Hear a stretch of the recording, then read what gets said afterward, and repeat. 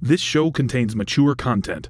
The views and opinions presented belong solely to the people expressing them, and they do not in any way represent Goonies Comedy Club, the Crooked Pint Ale House, or any of their staff or management. Besides, every person on this show is a comedian, and they might just be joking. If you could be trapped on a deserted island with one person, why would it be me? Why would it be you? I think... Roll lunch, we're having lunch on the road, yeah. Welcome to Road Lunch, where we sit down to have lunch with working comedians on the road. We're here at Goonies Comedy Club, located at the Crooked Pint Ale House in Rochester, Minnesota. My name's Andy Fisher, and joining me are comedians Dave Dyer and Gerrit Elzinga. That's true. Thanks for being here, guys. Really appreciate it. Thank you. We do this show. We want to just talk about comedy. We want to find out what makes a comedian tick, what their lives are like as comedians, and get some insight on the path of a comedian from just starting out open micer to rock star, movie star comedian, right? And like I was telling you guys beforehand, none of this stuff matters. So you can answer these questions however you want, whatever. We're here to have fun. Oh boy. I know. I'm opening up a can of worms saying that, but I'm willing to take the risk. So good to know, because I prepared all my answers before I got here. So. Good. Did you? Yeah, that's great. That's a good guest. Yeah, I appreciate that. Every time I've been talking, you've just been thinking about your answers for this. Zoning it. Yeah. That's okay. That's all right. Start with real simple. Get to know you guys as people. Where are you from? Where'd you grow up? Grand Rapids, Michigan. Born and raised. Still live there. Never made the move to a big city with comedy. My wife and I got married and had children, and chose to stay in Grand Rapids because it's a wonderful city, good schools and all sorts of things like that, and didn't really want to raise a family in one of those environments. So, yeah. Same, Grand Rapids for me. From there, born and raised, I did make the mistake of moving to a bigger city and then went broke and went back to Grand Rapids, so now I'm there and bounced around a lot growing up. My mom would get a place and then we would pay rent for like a month and then he'd get evicted and then we'd find a new place. So a lot of moving around, but yeah. So. What was the bigger city you got to for a little while? New York City. There you go. How long were you there? For a year. I was still doing road work, so I was like there and then I'd go travel, still pay rent for New York, and then I'd go back and forth, so. Okay. Yeah. Cool. A lot of mistakes. How long have you guys been doing stand-up? 26 years. Long time. Started doing it, actually I've been married 26 years, started doing it right after I got married. Started off doing open mics in Lansing, Michigan, because there was nothing in Grand Rapids, Michigan. Just worked my way from there, getting guest sets, MCing, and then working my way up there. So Sure. Yeah. Back then you could work the road and get paid doing guest sets and MC stuff, right? Well, not guest sets, but MCing, yeah, Sure. You could. And if you were, and I think it's still true to that, Gerrit can tell you more than I can, but I think still to this day, if you're a good host, you're a good MC, you can be in demand. I mean, that if you can set off a show with a proper tone and being good at what you do, I think that a lot of people use you. That's a good way to get a lot of stage time. So, Sure, yeah. sure. Yeah. Yeah. How about you, Gerrit? How long have you been doing stand-up? 13 years, and I am still just an MC. I'm the house MC at Dr. Grin's Comedy Club in Grand Rapids, so that is a thing where I've been able to, I think, prove myself as an MC, so you're able to get into those opportunities Sure. a lot easier. So, because if you can MC well, you can do every other thing on the show if you've been doing it for long enough. And from the audience's perspective, if the first person getting up there knows what they're doing and is confident, it makes the whole show go 1,000 times better. That's that's literally my goal every time I'm MCing a show. Is like, it's not about me, make the show good. So if you can do well up front, you can make the rest of the show great. Sure. Well, you say just an MC. I mean, you do road work. Yeah. You did a read. You just got on Just for Laughs, New Faces. Yeah. Yep. So a little more than just an MC. That's a pretty big accomplishment. Well, it's the humble guy bit. Yeah, you know. It's that, but it's also, I mean, people still look at you as like, that's just like all that you can do, and then you do well doing that, and they're like, oh, I guess maybe we'll give it a shot. Sure. So that's a nice thing. Okay. So I take it you both come up from Grand Rapids, Lansing. Did you have a home club when you were getting going? Hit the road to do anything? Back when I started, there was a club in Grand Rapids called the Comedy Den. So that was kind of my home club, because that's the first club that I did guest sets at. That's the first club that I was getting paying gigs as a host. But as I said, they didn't have an open mic night, so the first open mic that I ever did was a bunch of times at a club that used to be in Lansing, Michigan called Connections, which is no longer there. So that's where I started, Lansing, but I would have called the Comedy Den my home club, my first home club, yeah. Sure. Yeah. Did you have a home club, Garrett? Or is it Dr. It's Grins? Dr. Grins. Yeah, okay. When did Comedy Den close? Probably, well, Grins has been open like 20 or 21 years. It's something like that, yeah. I would say the Den probably closed about 18 years ago. There was a little bit of overlap. Yeah. One pushed the other out? Is it Well, no. The same agency booked both places. Oh, boy. And they had some trouble with crossover. So what they started doing is they started booking kind of the bluer, dirtier comics out at the Comedy Den and the more highbrow, wordy comics downtown.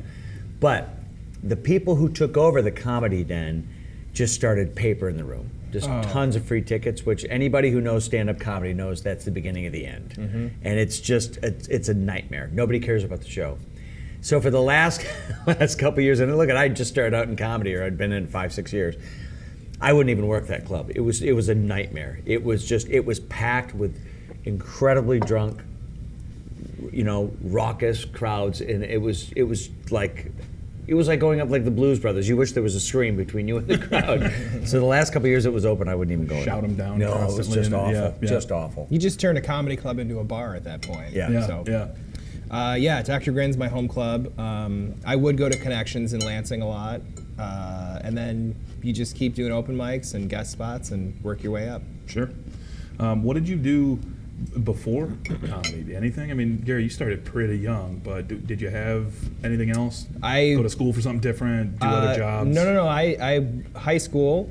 I was doing comedy at the same time, and then after I graduated, I had a job at Jimmy John's, which I still have, and that's like the back burner. I've been really kind of trying to get out of there and working on other stuff during the week and stuff. But it's always been comedy. Like since middle school, I wanted to be a comic, I think. So then I started going to the open mic at Dr. Grin's in high school, and just been doing that ever since. Cool. I actually studied theater at Michigan State, and then was also in a band while I was at Michigan State. Played the drums and sang in a band, so had a lot of stage time. Was pretty comfortable being on stage, and had always wanted to try stand-up, but had never done it. My dad was a huge stand-up fan, so was around it a lot growing up. And then I was about 24, and I thought if I don't try it, I'm never going to do it. And that's when I started going to open mic nights in Lansing, and just went from there. So one of those things was always sitting back there, and I just finally said, you got to do it. If you don't try it, you're never going to do it. Sure. So, yeah. Sure. Talking about how you got into it, was there anything that pushed you into it, or was it just the back of your, like Garrett, you said from a little kid you had it, but Dave, was there something that kind of pushed you toward it? Or? Well, yeah, I think my dad was a huge influence on me. My dad himself was a really funny guy, but he was also kind of the conduit that my brothers and I were all exposed to that stuff. He was a huge Monty Python fan. He was a huge stand-up fan. So we watched and listened to all that kind of stuff growing up. So laughter was always a huge part of our family growing up. I mean, we were very physical. It was 4 boys in our house, but we also just verbally just tore each other apart. So it was comedy was always in our home. Sure. So, yeah. So I just always wanted to do it, and just did it. Sure. Garrett, especially for you, I mean, you said since you were middle school you wanted to be a comic. Mm-hmm. Was there ever anything else? The question I like to ask is, when you were a kid, what did you want to be when you grew up? And rarely is that, like, the answer was a comedian. Like, that's not a common thing when you're 8 years old or whatever. When I was younger, I was obsessed with James Bond, so I wanted to be the next James Bond after Pierce Brosnan, which is the dumbest idea possible. It's like, what am I going to do it at 15? What am I, stupid? But and then I realized that, and I wanted to be an actor, and then I wanted to be like an architect for some reason. I was like, I like architecture, and it's like I didn't know that math was involved in it at all, so that was out. And then my parents were divorced, so every morning we had to get dropped off at our grandparents' house. So in the morning we would watch Comedy Central Presents or stuff, because they'd air that stuff in the morning, and then we'd get on the bus to go to school. So I'm just watching comedy nonstop, and then I just became obsessed with it. and then I wanted to start doing it. So that's what the catalyst for that was. I would love to see him as James Bond at 15, because like when you have to chase somebody in the Aston Martin, either one of your parents would have to be with you, that's great. or they'd be driving you because he's only got his permit. Yeah, right. Sitting with the parents as they Yeah. slow down. Yeah. Put your seatbelt on, for God's sakes. Mom, I gotta get Yeah. Blofeld, okay? Yeah, no fun. So Gerrit, you said you still work at Jimmy John's. I do. We see that's a common thing, right? Like comics have day jobs. They have Yeah. a side job. They have a part-time, whatever, right? Because if you're only making money doing comedy, you're absolutely killing it. Dave, do you have a day job? I do. What's that? I'm an on-call firefighter back home. Okay. So I Much do more that. admirable. There's If Jimmy John's value is on in fire, serving we'll be food. there. But we'll be there first. yeah. All right. So I do that, but I also do a little bit of voiceover work back home and some other little Sure. projects. But yeah, it's stand-up comedy, and then I'm an on-call firefighter back home. Sure. Cool. Yeah.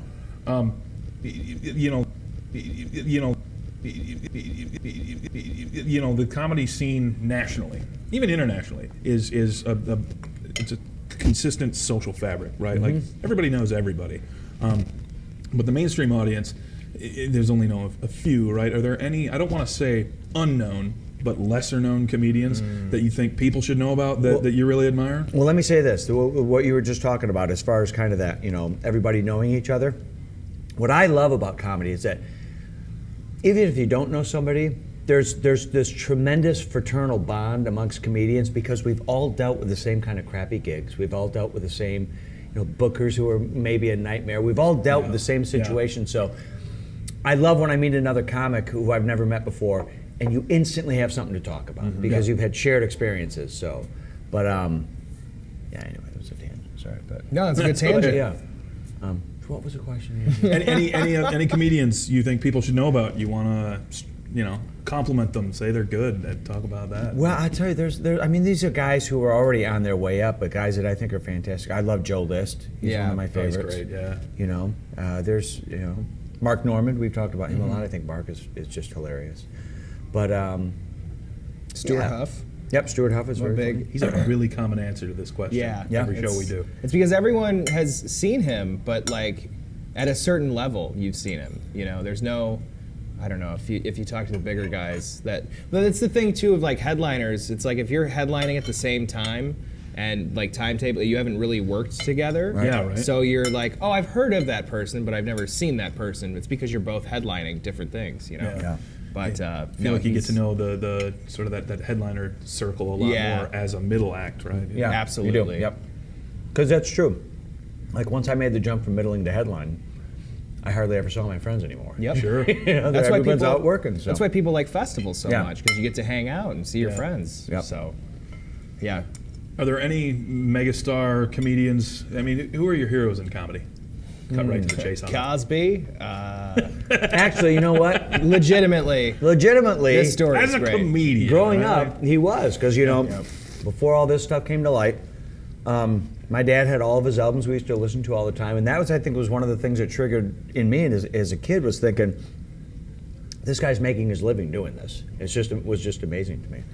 But the Cosby story with the Oh yeah, I mean, if you want to save that for the next segment, but yeah, we'll oh save boy. that for the next time. I have a good Cosby story. Legitimately, Cosby, that's the first comedian I ever listened to. I had it on tape, and just the idea of like being able to be multiple characters and use sound effects, and just, it was this crazy thing that I'd never heard before. And then to now know about everything else, it's just like you can take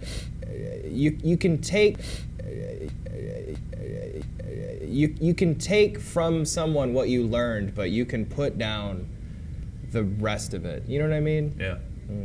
I listened to a lot of Cosby. My dad was a big Bob Newhart fan, so I loved Newhart growing up. Just the subtlety of him, and Yes. it was just, the timing was just impeccable. It was just beautiful. But guys who are working today that still influence me, I think you'd be hard pressed to find a comedian out there who hasn't said, Brian Regan isn't just an amazing person to watch. There's all different kinds of comedians out there, but the thing I love most is when somebody makes me giggle like a 9-year-old kid, and that's what he does. I love that to be in that space where I'm a little kid again, just giggling at stuff, and that's exactly what Brian Regan does. And hasn't raped anybody, so we can use him as the. There we go. All right. Another current guy though. I'm a huge Patton Oswalt fan. I love Patton. He just makes me laugh like crazy. Very smart, but I just love his delivery, and he's great. So Cool. One of my big heroes growing up was Bill Hicks. That was the first. To go from Cosby to Hicks, it's a big leap. But also, I mean, I don't know if it is, because it's the same kind of thing of being different characters and using different voices. And I think that's something that I like to do a lot too. That's the most fun for me on stage. But that was definitely a big influence. I'm not incredibly political, but I do talk about religion a little bit. But he was one of the big inspirations. Sure. yeah. Get to know you a little bit outside of comedy. If you were in a talent show and you had to do something other than stand-up, what would your talent be? I do a drum solo.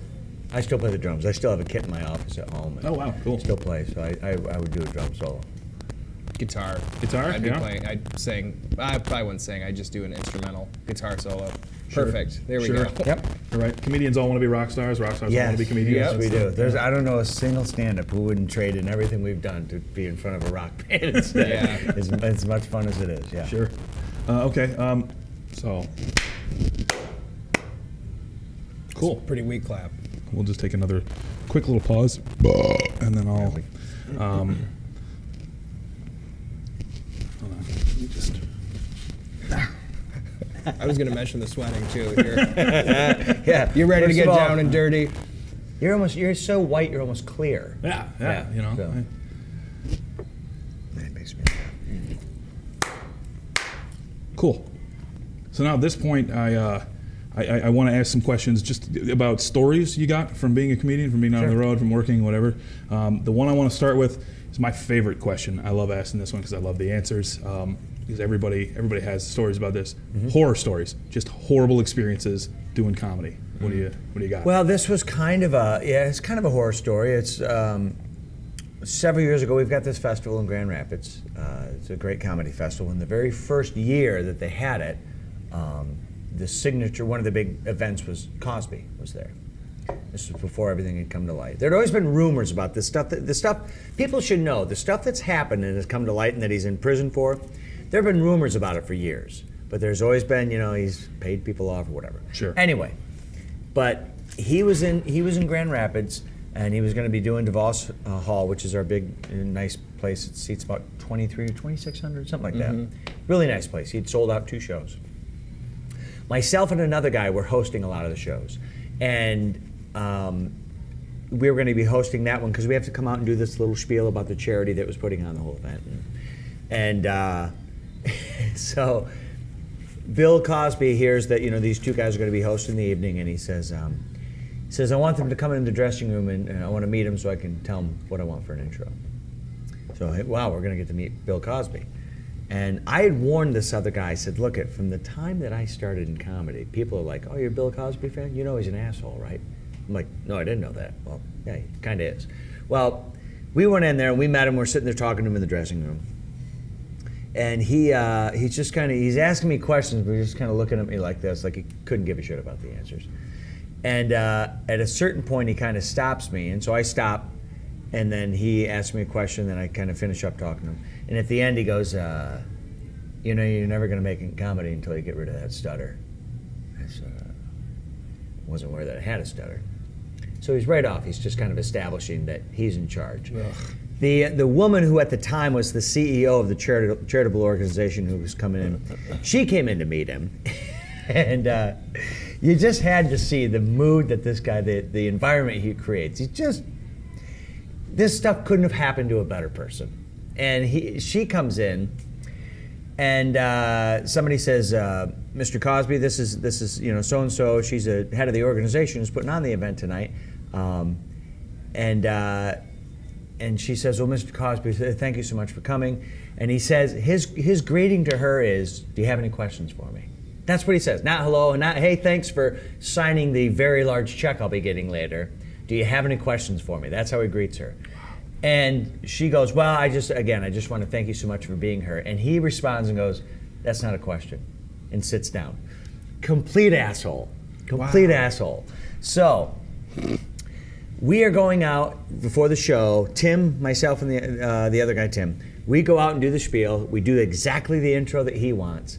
He comes out, and we're walking off stage. He grabs us and puts his arm around us. It's a very cool moment. I got a picture of it. A very neat moment of Bill Cosby, this comedy hero, putting his arms around us. And as he walks on stage, the crowd immediately, 2,500 people on their feet, standing ovation. And he says, there's no mic on him, nobody can hear anything, and he says, you see this? You two will never be this good. God.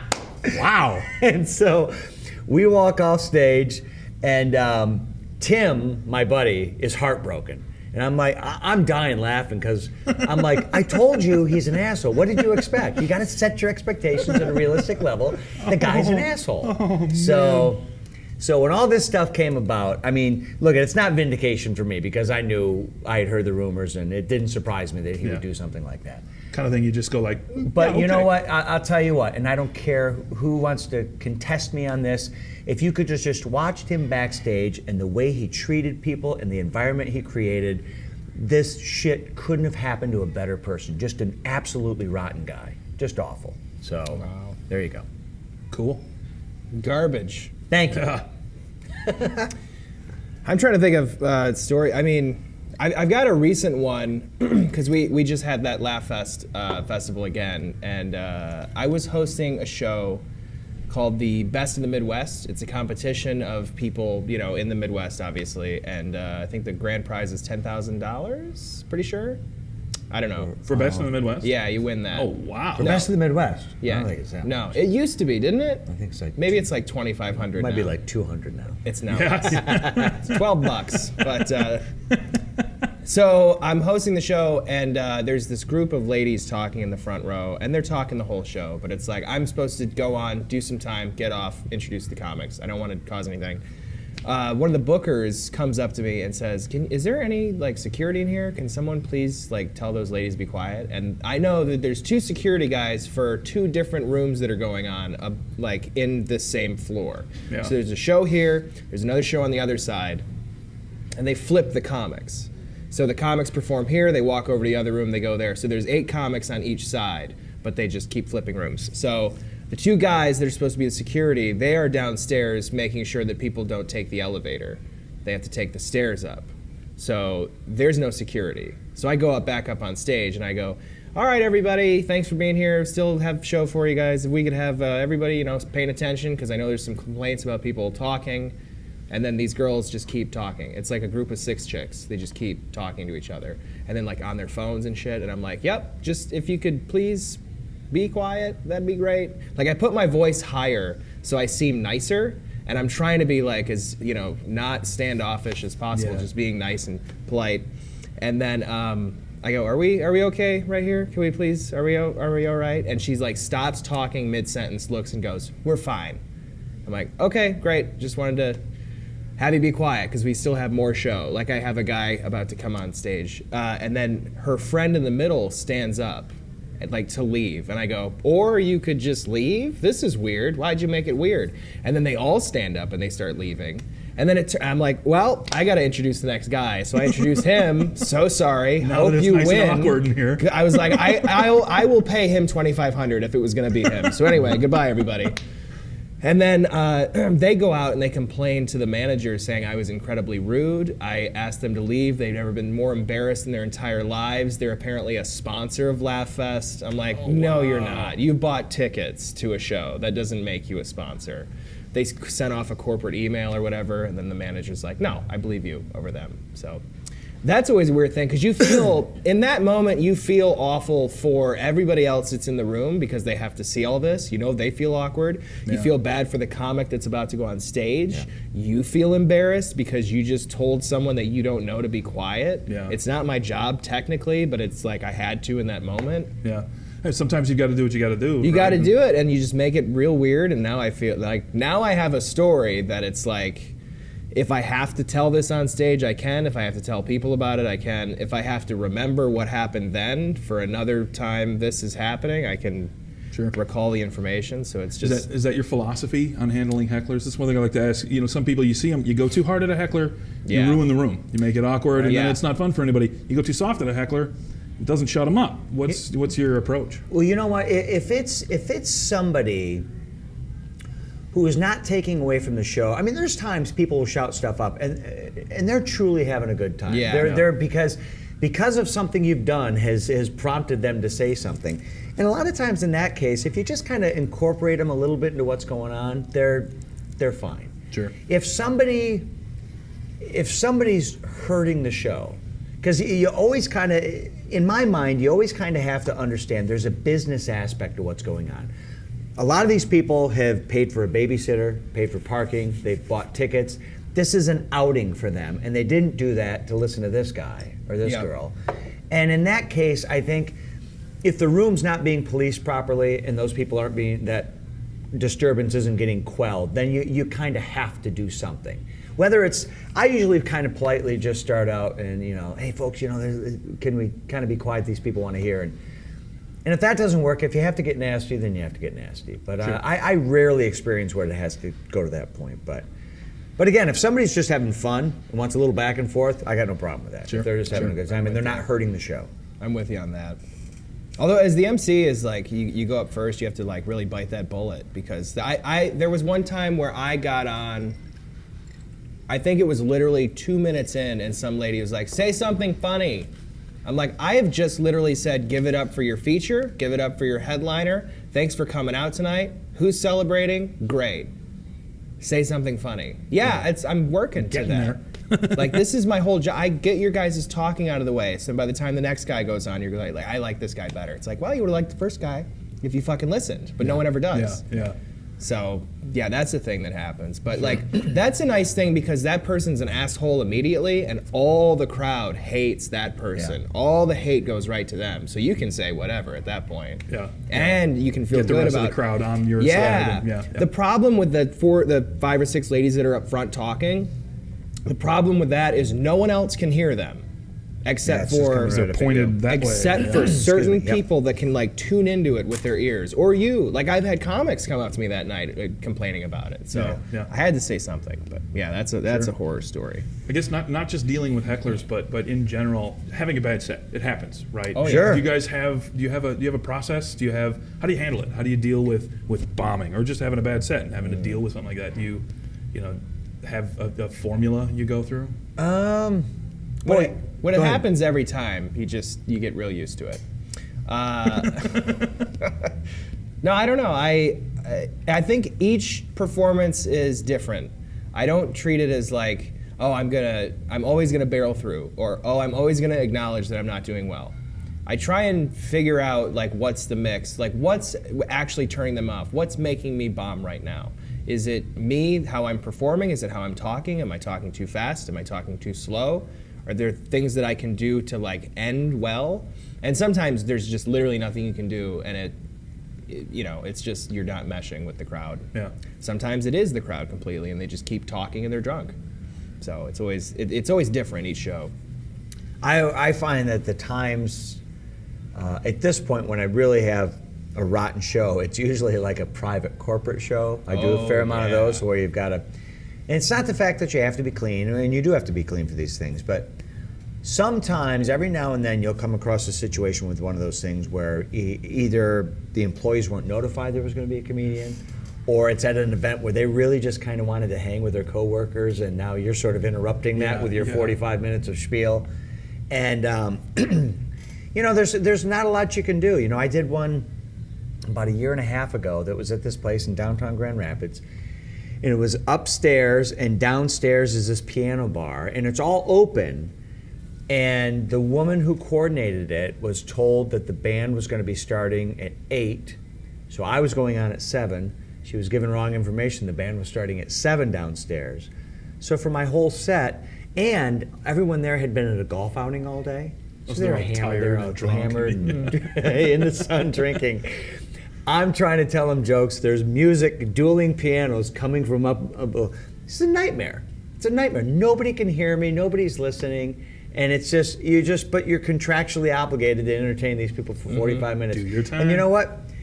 I've done it long enough where all you can do is just plow through. Plow through. You get the check and you go home and you just forget about it. Yeah. You know, you can't let it affect you because you know that was an environment where it just was never going to work. Yep. So. And I think that phrase, "you're only as good as your last show," is such horseshit. Okay. Such horseshit. Don't hang your hat too much on whatever. No. Dave Move is a on. hilarious comic. You should on. never judge him by that piano bar experience. Yeah, how many people were there too? Yeah. A couple hundred people have had that impression of me now for a while. No, you gotta keep moving on. Sure. You just keep going forward. Sure. Okay. Enough of the bad stuff. Tell me about the time you had. I mean, I like to focus on a set or something like that, but an experience doing comedy that affirmed this is why I do it. This is the reason I'm a comedian. Or maybe it was even just that set or that experience that made you fall in love with it way back when to begin with. Tell me about that. I can tell you 2 different occasions. One just happened about a month ago. I did a show in Fresno, California with Greg Hahn, who is regular on the Bob and Tom show, and I'm a pretty frequent guest on there as well. And it was not an actual Bob and Tom show, but you know, we were both on there quite a bit, and we'd been on there to promote it. And it was just a phenomenal crowd. You know, it was just a crowd that was there to see more Greg than me, but to see both of us because they'd heard both of us on the show. It was a theater. It was like 650 seats, and we'd sold it out, and it was just beginning to end was just fun. The crowd listened to every word you said. And when you walk off stage from a set like that, you're like, there's no better job. There's no better job than doing something like this. That was so much fun. The other time I will tell you, and I know this is kind of schmaltzy, but this is true how I feel. There's a club, little tiny club in Buffalo that I've done a few times. And a couple times I did it, a couple years ago I did it. And crowd was great, had a really good set. And a guy came up to me afterwards on the way out and literally had kind of watery eyes. And said, I gotta tell you, I had one of the worst weeks of my life this week, and I can't tell you how bad I needed this. And that to me, it's like I said, it's schmaltzy, but to me, it's like that's the reason you're doing it. You know, to give these people 45 or 60 minutes of an escape from all the other shit they're dealing with. And this guy was just like, I can't tell you how bad I needed this. And it's like, why else are you doing this? Yeah. It was beautiful. I love that. So. Do you have one of those, Gerrit? Exactly that. Yeah. Person coming up. Funny enough, I did at Laugh Fest this year. There was someone that came up. Like it was a whole show. A bunch of people were on, but she came up to me with tears in her eyes, and it even made me start to cry. So, wow. Yeah, it was crazy. But because it's like a cancer grief festival, so anyone that is going through pain, like you know, they kind of come out in droves to the thing. But sure. I had one. This is actually the moment that I decided to start writing my own jokes. So I decided to do comedy.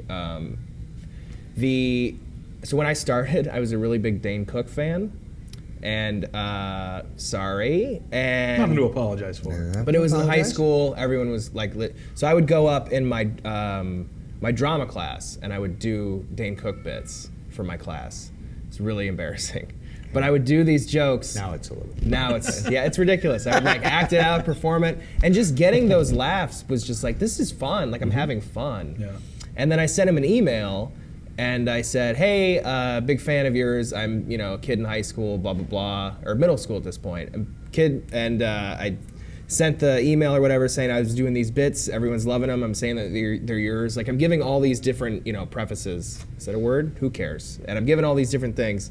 And then, time goes by, has another special come out, I learn more of it, I'm still saying his stuff in, drama class, choir class. And then I sent him another email saying, hey, love the new special, I was doing the bits or whatever. And then I get an email the next day from his lawyer saying, you need to cease and desist. Oh, wow. These are not your properties. These are Dane Cook's properties. And I sent another email back going, okay, well, I am 14. I'm in a high school. Or middle school at that point. I'm not getting paid to do this. Yeah. I'm saying they're your jokes, not, Educational purposes. That's I know. fair use. I'm like, this is just whatever. Anyway, so I guess I'll write my own jokes, ... And that's how I ended the email. Wow. So that's when I started writing my own jokes. Okay. So. There you go. But knowing the whole thing about Dane Cook being a quote unquote joke thief, and then which I don't think he is. I think it's just like a thing where you can take up the ideas and stuff. But what I do think that he is someone who's very possessive of what he thinks he's created necessarily. So, and that is clear evidence of it. So, Yeah. Okay, real quick, last question, 10 seconds to answer. What advice would you have for up-and-coming comedians, open micers trying to look to break into professional? Get on stage. Get on stage. There's nothing that can replaces the confidence of being well versed on stage. Nothing. move the mic stand. There you go. That's a big one. Yeah. Cool. We're going Cool. Jesus, 4 of us. Okay, now we have joining us Leo Lindstrom. Leo is a local up-and-coming comic. We at this point we like to have somebody come on. We do a little game. I'm going to tell you little stories, little anecdotes, little points about Leo. Okay, you can ask him questions about them. Okay. And then you need to come up with true or false. You need to decide whether it's true or it's false. And whoever has the most points when we finish gets to pick a shot that Leo's going to drink. And we encourage it to be gross. Okay. Oh boy. Leo's a good sport. We appreciate him being here. And this, give us some points. We'll go through these and see what we get. So, Okay. all right, Great. starting right off. Leo is banned from his local Walmart for life because of multiple occasions of being caught eating stolen chips in the aisle. Yeah. What kind of chips? Oh God. Like I think the first one I took, like I just grabbed it was barbecue. Like it was all great value, too, because to stick it to them. And I just opened it up and I just started, and then like I would just take that bag and I would just start walking through the aisles with it as if I just owned this bag of chips. Just going up and down the aisles with a bag of chips in your arms, yeah. eating it. Yeah. Did they ever say, "Hey, you got to pay for that," and then you go, "No, fuck you"?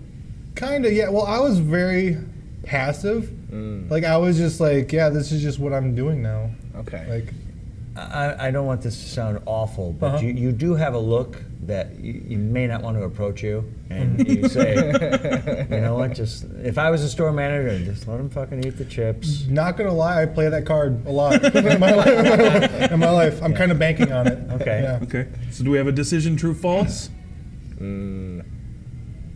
All right, Gerrit. I'll say false. I think it's false. I don't Okay. know. I don't know. Going the opposite to try to score the point I'm on it? gonna If it was a Target, maybe. You know what, I'll go true. True? Okay, this one is actually false. The ban was only for a year. Wow! Oh So- my God! Garrett scored the So point. it's a semantics thing. Kind of. That might be how some of these work. Wow, you got banned for a year. Yeah. That's almost crazier than life. Yeah. All right, 365 and a quarter days. Yeah. Then you're good. Good. Okay. In third grade, Leo was suspended from school because he called his teacher, Miss Fuentes, a whore sandwich. Yeah. I don't have any questions. Yeah, this is going to be pretty quick. Well, why did you call her that? What did she do? Honestly, I think it was like I was chatting with my friend, and then he was like, just talking to a friend during class, and she was like, be quiet. And then we kept doing it because we're kids and we suck. And then she was like, hey, if you guys are going to have to step out help. And I was just like, you know what? You're a whore sandwich. I don't know where it came from. I don't know. I think I was kind of hungry at the time, and she is a whore, so I was like, Still a whore. Well-known, Those two a well-known mushed together. whore? was it? A well-known whore? No, but I could tell. I wish that's what the hecklers from the previous, me talking about it, like, could you please be quiet? You're a whore sandwich. Okay, well, all right. You win. And your next comic. Yeah. Sure. I'll say this is true. This one's true. Do you have another question? No, I'm going to say it's true, too, because that sounds, what was it, third grade? Third grade. Yeah, third grade, a horse sandwich sounds like something you'd spit out. Yeah. Okay, this one is actually completely true. You guys score a point. That was Yeah. on the board. Way to All go, right. Leo. Yeah. Dave, you're down. That's all right. 2. That's all right. Okay. All right. Leo was charged with theft actually chips. charged. All right. No. At his Walmart, past being allowed back in from the chips thing, for stealing a rotisserie chicken. So this is before the chips This is incident? after. This is after the ban went up and he got to go back. Never he learned stole a his lesson. rotisserie chicken. Yeah. I got confident. Have you stolen from other places? Seems to be this Walmart place that you frequent. So, like we used to have a Target before it closed, and I would like occasionally steal packs of playing cards, Magic the Gathering cards. I'm a nerd, but other than that, like I don't know why Walmart. It just seems like They deserve it. yeah, like kind of like because like they kind of came into our community. We have like a lot of local businesses and all that. They came in there, so I was like, you know what? That chicken's mine. This is mine. Well, also, I just, the real reason I ate the chicken was because, like, I was hungry, and I went there to get food, realized I didn't have my wallet, and I was like, well, Then you steal it. yeah, I'm not going to drive all the way back home for 3 minutes and come back. It's the way America works. Yeah, this is my Walmart. So it's kind of a sense of entitlement, also because, you know, I like the chicken, and then you want it fresh, you know. From Walmart. Right there, I'm going to say it's false. You know, There are better places to steal chicken from than Walmart. well, to be fair, I am from Austin, Minnesota. Okay. There aren't that many better I'm going places. with false. Dave's going with false. Okay, I'm Garrett, going are you going to with split I'm the gonna guess? say true. I think True? you did. Okay. This one is actually false. He never got caught. Oh my god. So you did He do lifted it. the I did, chicken. yeah. I ate it. Would you hide it in your... No, I just took it out. They don't care. It's That not- is true. There's probably no sensor on those things. Right? No, there's no like little chip that they put in there. So you learned your lesson from last time, which is where you're walking around with the chips. Now you're just taking Yeah, the just chips go to my out the car. door. Got it. Okay, we're tied up 2-2. Nice. As Leo said, he plays Magic the Gathering. Leo once made a little kid cry at a Magic the Gathering tournament after he beat him so badly at the competition. I can see that. I don't have any questions on this one. Yeah, I'm going to go true on this Both one. true? Yeah, pretty Okay, quick. Fair. this one is actually false. Leo made the kid cry, but it was because of what he said to him after the kid beat Leo. Yeah. Oh, I see. Okay. Yeah, I said he was like, oh, like he played a crappy deck and he got all cocky with me, and then like I was like, you know what, your mom's dead. She was. I didn't know that, Oh my god. and then I'm not welcomed back there. Yeah. So It long sounds like sto- you get banned from a lot of places. not a good person Oh man. Well, or a smart person.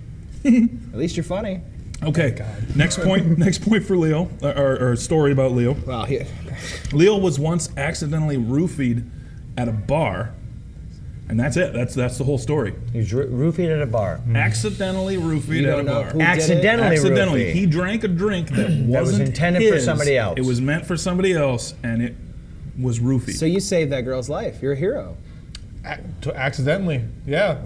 Like, so the story of that is like, this happened a few months ago actually, back in October. I turned 21 August of last year. So like a couple months after that, I'm with my friends at the bar, we're at the bar, and then there's these couple, what we assumed was a couple, sitting next to me. Guy reaches over her, we're not paying attention, actually overshoots and gets Hits hits your my drink. And we're like 2 drinks in, I'm starting to lose off, and then all my friends are like, Leo is a lightweight, he's a noob, and like shortly after, like, oh wait, something's like actually kind of wrong with Leo. We need to get him out of here and take him to the hospital. And yeah, they found the trace amounts of whatever, I think it's like Rohypnol, whatever you call it. Rohypnol. Yeah, Rohypnol. And they looked at the security cameras and they ID'd the guy, and thankfully, like what they saw in the cameras with that, they went separate directions. But yeah, it's like crazy. Like you think about it, it's like, wow, that's a pretty funny story. But then you're like, holy shit, that could have been horrible. It's true. He knew too much about it. Okay, Knew too many true, details. both true. Okay, this one is actually false. The guy was aiming for Leo. That's not true. Sure, I want to point at that. Goddammit. That's a point. Okay. Next point about Leo. When Leo was 9 years old, he was hospitalized after eating a ghost pepper on a dare from a friend. False. It's when he was 10. This is how these are going to go now. He was 9.5. Yeah. Age 9 3/4. All right, that was a You stupid. seem like the guy who you'd be easy to talk into doing this shit. Well, yeah, you give me something, I'll eat it. Like, even as a kid, yeah. Like my buddy, I don't know how he got these. I think like his older brothers like ordered because you can order them online or something. Aren't ghost peppers one of the hottest? Yeah, I think they're the hottest? second hottest pepper in the world. And he was like, "Hey, Leo, this is like some." He told me at first because it looks like dried out. Have you ever seen a ghost pepper? He told me it was beef jerky at first because he's an a-hole. He's like, "Yeah, try it." And then the second I put it in my mouth, he's like, "It's a ghost pepper. You're gonna die." And I had to be hospitalized. Wow. For how long? Just the day, because like I just like the pain wouldn't go away, so I had to go. Don't they tell you to drink milk? Isn't milk one of the things that's supposed to calm that down? Didn't even. I guess so. That's what killed the guy in Dumb and Dumber. Really? Pretty sure it's ghost pepper. Oh, I'm a lucky man. Yeah. True. But you were 9 at the time. Oh, man. I'm going to true. Going to true? I'll Wanna say split- true. Both going with it? Yeah, I think it's Okay. true. This one is actually false. you He had tried to tried. get somebody to dare him to eat it, but nobody would, so he just ate it. Yeah. Okay, I'm starting to think that none of these are. Andy, they're catching. No. Oh, shoot. Okay. Now, last question. I recommend splitting the gap just so there's a winner, or you can both pick the shot that we'll Leo will split it. drink. It doesn't Take matter. my chances. However you want to do it. Leo the worst moment of Leo's high school life was when he once tried to ask out his crush to the winter formal and ended up getting so nervous in the moment that he puked on her. That can't be the worst. I am Oh boy. I am a spoiled kid from Austin, Minnesota. I had a pretty easy life. So, Oh, like, man. Yeah. Mine's like when I had I had chicken pox right after I had my wisdom teeth taken out. I was out of school for a month. So that was my probably You worst. puked on your crush too? Oh, I puked on Darvocet. I had to get put on Vicodin, so that was good. Oh, really? But I don't know. I feel like this is, Puked on this girl, and you asked her out. what was her name? Ashley. Ashley. Or her last name? Yeah. Marvin. Social security number? No, I'm kidding. 36933. Hey, mine too. Yeah, that was another thing. She had like the shittiest. Everyone made fun of her for her last name. Her last name was freaking Marvin. Yeah. That's not that bad. Yeah, why is it? I don't know. Kids were mean. Ashley in high school. Marvin Gardens. Is Yeah, that what they called her? I think there's like a lot of rhymes that I was too. Starvin' Marvin. Yeah, South Park. I'm going with false on this. God, I was gonna say false. I'll say true. Okay. There we go. This one is actually, and this is for the win, okay? This one is actually completely true. What? Garrett takes Are the win. you shitting Take me? the shot. So Garrett gets to Wow. pick the shot that Leo is going to drink because Leo's a great sport and we appreciate it very, very much. Yeah, I'll Just drink. don't throw up on me. Are you doing the shot He here doesn't now? want to do you, so that's what's safe, right? Like, Yeah. is there? You have a? We I don't encourage it have to be one gross. off- Whatever you want to. offhand. Oh God, I don't know. Jesus Christ! Like, do you mean like specialized shots, like a Anything you want, kamikaze or whatever you oh, want. Jeez, let's do. What's that really gross? The Jägermeister. Okay. Let's do that with. Can you blend 2 different alcohols together? Sure. Is that fine? Whatever you want. What's the one, the Jaeger bomb? Yeah, Jaeger bomb, but I want to do like Jaeger and tequila. I feel like Jaeger and that'd be tequila? Disgusting. Ooh. You down for that, That's Leo? fine. Yeah, that's fine. I'm Jaeger not and scared. tequila. That sounds Oh, good. throw a ghost pepper on top. Ghost pepper. Garnish it. All right. Okay. Andy, you're MC tonight. Yeah, I won't be able to talk. Leo's going to be in the hospital. I want to be in the hospital. Well, that sounds fine. I think I You'll can- just Skype in Yeah. from your hospital bed. Oh man.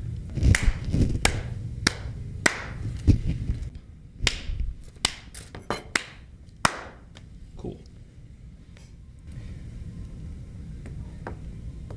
Okay, we're back.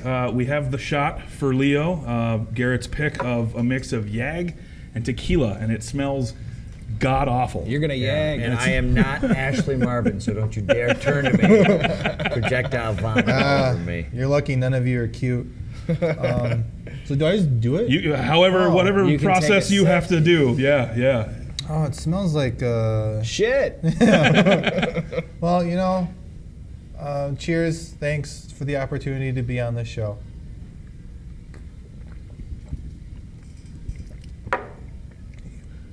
Like a champ. You know, I've had worse.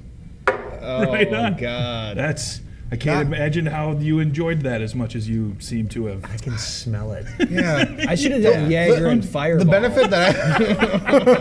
benefit that I have is I live next to, so where I'm from, Hormel, their headquarters there, but also they have the QPP, the big plant. So I live right next to the processing plant, the pork processing plant. So my sense of smell is just shot. to death. Makes Dead sense. over Right on. the Yeah, Great. Custom made for taking gross shots. Oh, yeah. Awesome. Well, Yeah. appreciate it, man. And thanks, guys, for being here. That's all sure. for this episode of Road Lunch. Thank you to Goonies. Thank you to the Crooked Pint. And especially thank you to comedians Dave Dyer and Garrit Elzinga for joining us. Thanks and for having Leo us, for being a Andy champ Fisher. as well.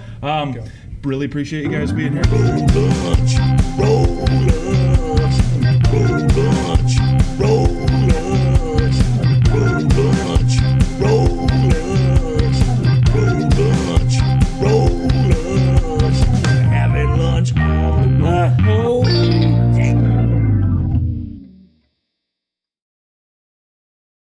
Do you want me to go first? Yeah, that'd be great. Do you Okay. know anything? I know. I'm going to say. All right. Do I know anything? Yeah, I know something. Hi, David Dyer. You can follow me. Go to my website, daviddyercomedy.com. You can follow me on Instagram or Twitter at Dyer Comedy. That's Dyer Comedy. I've got a web series that I've done a few of. We're going to be doing a bunch of them this spring and summer called Sidecar Sessions, where I drive a sidecar motorcycle. My guest is in the sidecar. And I may be having a podcast like everybody else coming out very soon. But it's going to be something different, very tight and condensed. I'm Gerrit Elzinga. You can find me on the internet, GerritElzinga.com. There's that. And then on social media, Gerrit Elzinga, GerritElzinga. Twitter, Instagram, Facebook. I'm all on there.